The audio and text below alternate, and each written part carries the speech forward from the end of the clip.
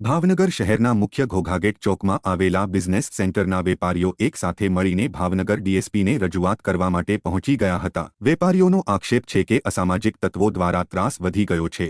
Business સેન્ટરના વેપારીઓને ત્યાં મહિલાઓ ગ્રાહક આવતી હોય ત્યારે અસામાજિક તત્વોના ત્રાસને કારણે અપશબ્દો બોલવા તેમજ અન્ય પ્રવૃત્તિને પગલે વેપારીઓ મુશ્કેલીમાં મુકાય છે। ટોકવા જતા વ્યાપારીઓને ઉલટી ચાલ ચાલી પોલીસ ફરિયાદની ધમકીઓ આપી રહ્યા છે। ત્યારે વેપારીઓએ માંગ કરી હતી કે અસામાજિક તત્વોની સમસ્યા દૂર કરવામાં આવે।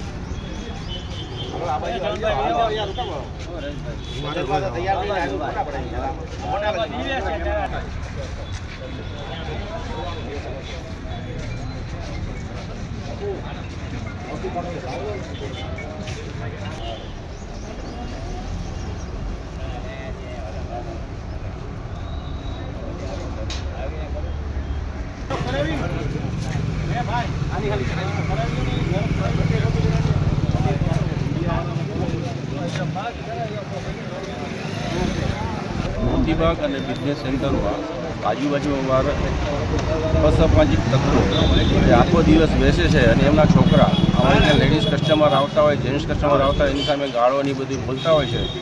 અમારા થકી કંઈ કહેવામાં ભાઈ તમે ગાળું ન બોલો તો અમારી ઉપર કપડાં ફાડીને અમારી એવી રીતે રજૂઆત કરે છે કે અમે તમારી ઉપર પોલીસ કેસ કરશું, આમ કરશું, તમે અમારી છેડતી કરી છે। આ રીતની અમને વેપારીઓને બધાને ધમકી આપે છે।